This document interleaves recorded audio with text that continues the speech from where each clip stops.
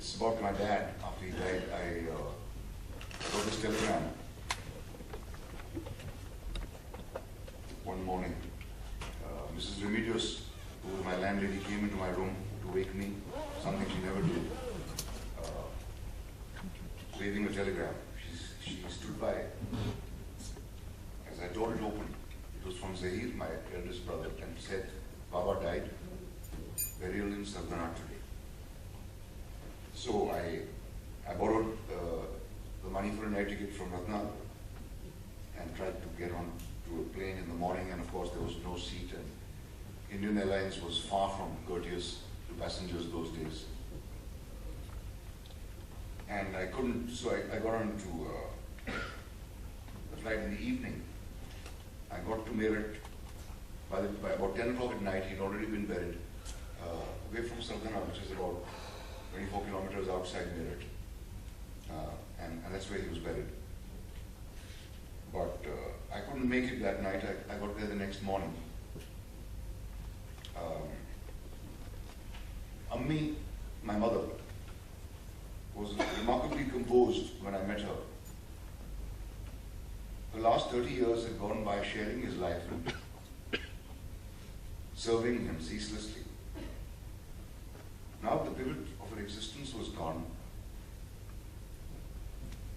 The three of us were able to spare less and less time for her, and she hadn't another involvement she could immerse herself in.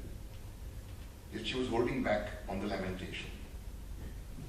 We feared she wouldn't last long after him, but the old girl had more spunk than any of us gave her credit for. The day I arrived in Saltanat, I visited the mound of earth that was Baba now.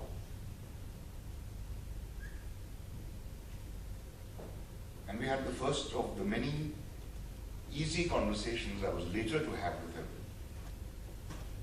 I could never speak to him, ever, while he was alive. That day I talked to him about the film I'd just done. I felt his amusement at my playing a shaven-headed Hindu priest. I told him about the one I was going to do.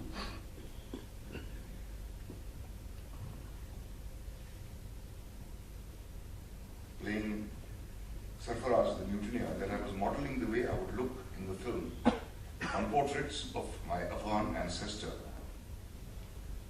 I could virtually hear him chuckle.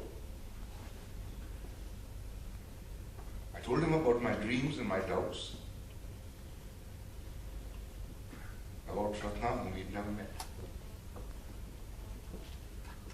about how much I was earning, anything that came into my head. I knew he was listening and responding. This was an actual conversation in which I took the initiative. And I suddenly began to feel the weight of all I had lost out on and would never regain it. And I was surprised by how much I suddenly missed him. A few years later, I had a dream in which I see myself seated as for a job interview at a long, polished table. Seated on the other side of the table is the interviewer, my father, looking beatifically happy. And he says to me, "Tell me about your father." I proceed to enumerate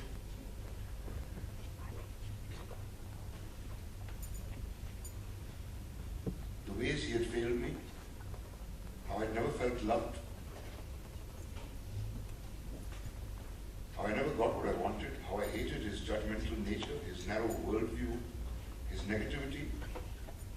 As I quite unemotionally poured out in a steady stream all I had in life never been foolhardy enough to say to him, he quietly listened, not saying a word, and looking unflinchingly into my eyes.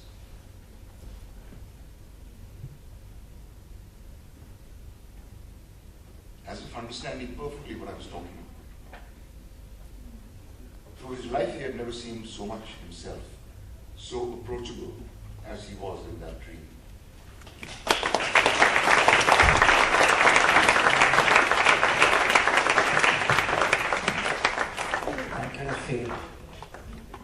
we'll take a few questions from the audience. Can we get the house lights on?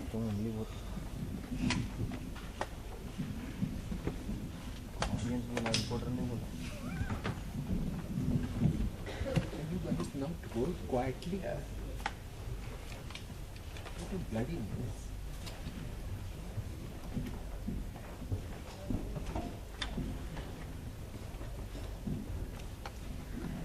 We have enjoyed your performance in the Ishqiya, Dead Ishqiya, as commercial cinema would be.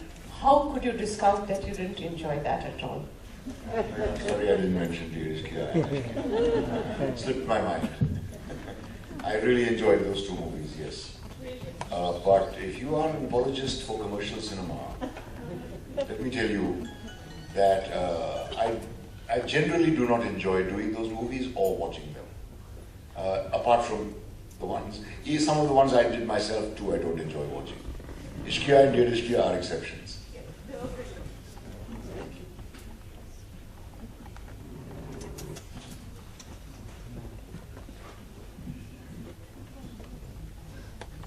Yeah.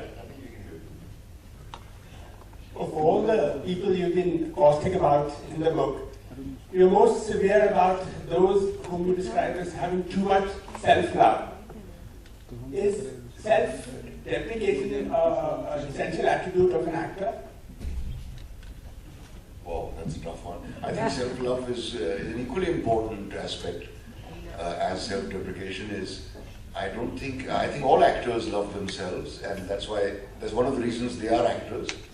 But it's when self-love takes over everything else that an actor's output becomes offensive, in my opinion. When an actor is only intent with showing off how good he is and considering himself more important than the project he's in, which is the case with many of our stars. And our industry, unfortunately, is completely star-centric. So pleasing the star is always the first priority. So that's what I was really referring to. But to be able to love yourself, I think, is as important a quality as to be able to criticize yourself.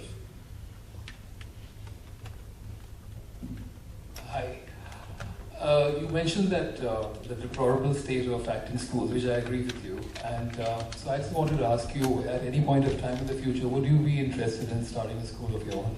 No, because I hate the thought of children giving me money to teach them, to help them. It just offends me to my depths of my soul. I have been teaching at the Film Institute and at the Drama School and at Whistling Woods, and have given up on all three institutions, and still do work with young actors whenever I have the time and whenever I have the chance. And whenever I do a workshop, the first question all of them ask me is, how much are you going to charge us? So, yeah, I don't charge them anything. I just love working with them. I benefit more, perhaps, than they do from these workshops. But certainly I have no intention of making it into... where he advises you to go back to your hometown, wherever you come from, saying that acting is, this industry is not for you and whatever else, which seems quite, ironic, considering he was one of the biggest stars then. And then later on you've acted with him.